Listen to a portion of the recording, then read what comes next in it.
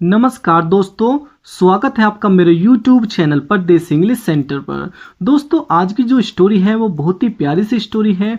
उम्मीद करता हूँ ये स्टोरी आपको पसंद आएगी और ढेर सारे इसमें आपको वर्ड मीनिंग सीखने के लिए मिलेंगे और ग्रामर का जो पोर्शन है वो भी हम क्लियर करेंगे ताकि हमारी जो ग्रामर की प्रैक्टिस है वो भी हाथ के हाथ हो जाए। तो देखते हैं सबसे पहले वीडियो का टाइटल, द थ्री डॉग्स, यानी कि तीन कुत्ते। स्टोरी का जो नेम है वो आज की स्टोरी है तीन कुत्ते। तो आगे देखते हैं क्या होता है इस स्टोरी में। वंस, एक बार, देयर वर थ्री डॉग्स, एक बार तीन कुत्ते थे। एक बार तीन कुत्ते थे।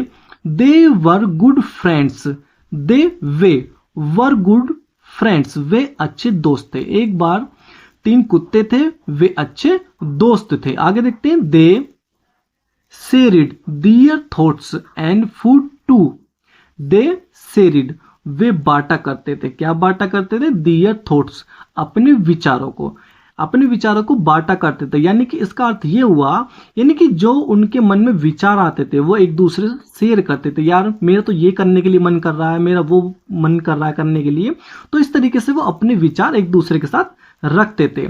एंड फूड टू, यानी कि वो खाने को भी बांटा करते थे। यानी कि जब उन्हें खाना मिलता था तो सब वो एक साथ मिलकर उसे खाते थे। तो इस टू का अर्थ होता है भी, यानी कि फूड टू, यानी कि खाना भी वो बांटा करते थे। वन डे, एक दिन, दे वर हंग्री, वे भूखे थे।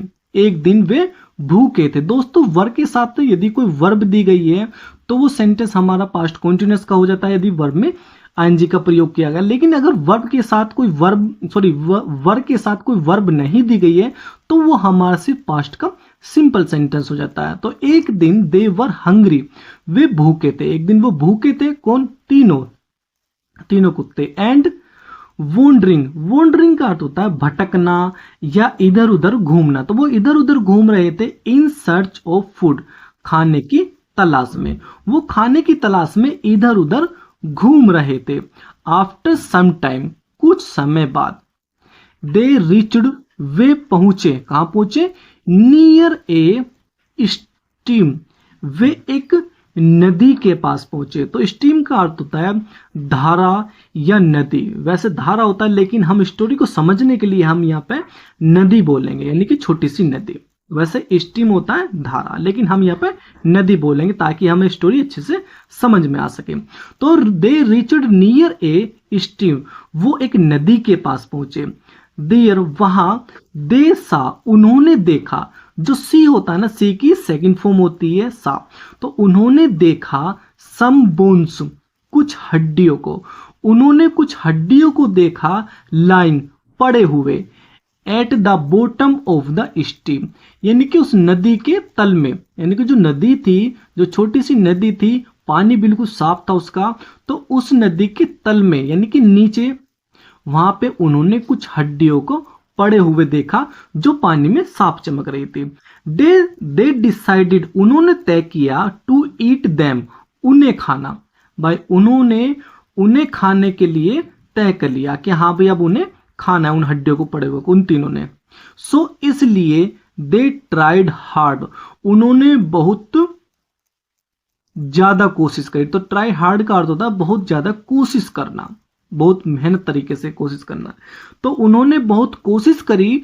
टू पिक दैम अप, उन्हें ऊपर लाने की, यानी कि उन्हें पकड़ने की। किने? जो हड्डियां वहां पर पड़ी हुई थी अंदर, तो उन्होंने बहुत कोशिश करी तीनों कुत्तों ने कि उन हड्डी को पकड़ ले, यानी कि ऊपर उठा ले।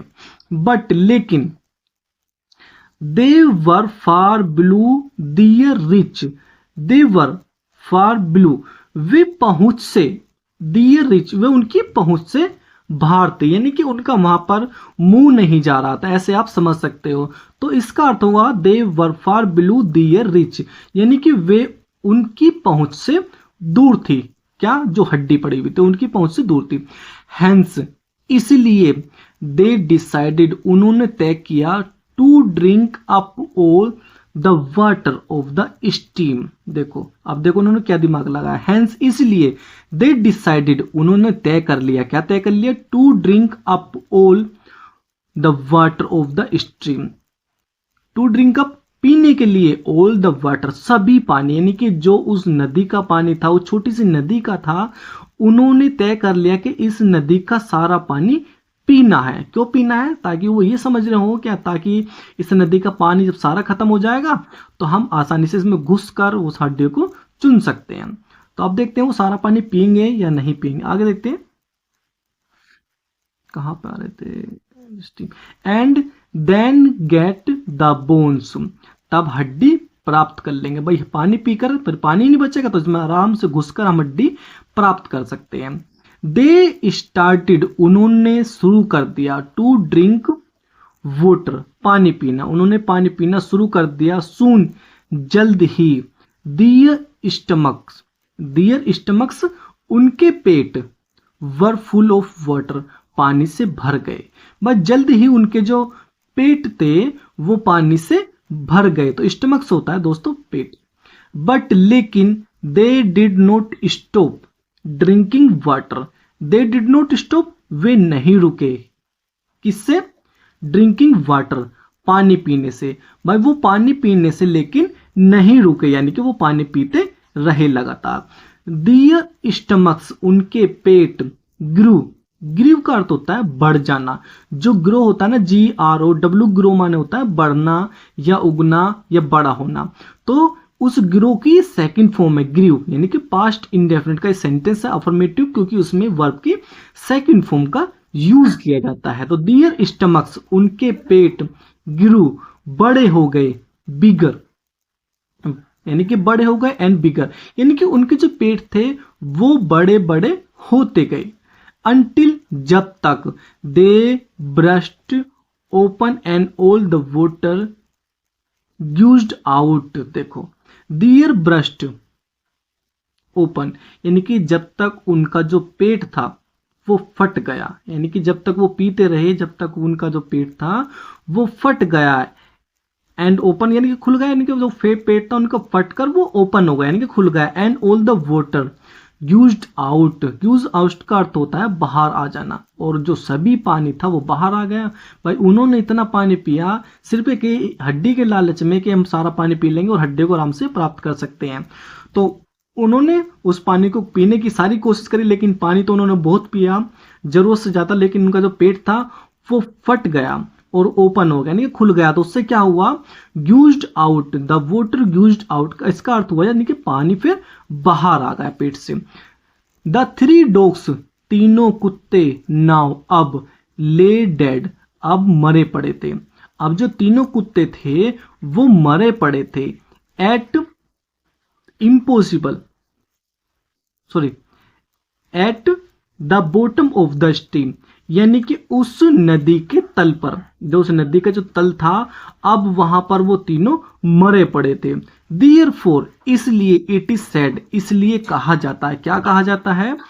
इफ, यदि, you attempt the possible throw foolish method, यदि आप, you attempt the possible throw foolish the method, यदि आप मूर्खतापूर्ण तरीके से कोई कोशिश करते हैं, यदि अटेम्प्ट करता होता कोशिश करना, इम्पॉसिबल असंभव, यानी कि तुम जब कोई ऐसी कोशिश करते हो जो इम्पॉसिबल हो, यानी कि असंभव हो, और किस तरीके से करते हो उस कोशिश को? फुलिश मेथड, यानी कि मूर्खतापूर्ण तरीके से यदि तुम किसी चीज को करते हो, कोशिश करते हो, यानी कि एक तो चीज ऐसी है कि हमें ये पता चल सकता है कि हाँ भाई इसको, यानी कि ये इम्पॉसिबल है, इसको हम पॉसिबल कर सकते हैं, यानी कि संभव कर सकते हैं किसी असंभव चीजों को। लेकिन एक चीज ऐसी होती है जब हम मूर्खतापूर्ण किस चीज को हम ऐसा लगाएं, सोचो हम ये सोचें कि हम तारों को तोड़कर ला सकते हैं, कि हम जो हमारा चंद्रमा है, यानी कि जो चांद है, उसे हम धरती पर ला सकते हैं। तो ऐसा थोड़ी हो सकता है, तो ऐसा तो हमारी जान ही जाएगी, खुद थक जाएंगे और कुछ हासिल नहीं होगा। तो इसी बात को कह रहा है कि इट इज सेड, ये कहा जाता है, यदि आप मूर्खतापूर्ण तरीके से असंभव को संभव करने की कोशिश करते हो, you are bound to perish, आप निराशा से बंधे हो, यानी कि आप दुख से बंधे हो। तो पेरिस होता है निराशा या दुख। अब बाउंड का अर्थ होता है बांधना, यानी कि जो बाइंड होता है ना, बाइंड माने बांधना, ये उसकी सेकंड फॉर्म है।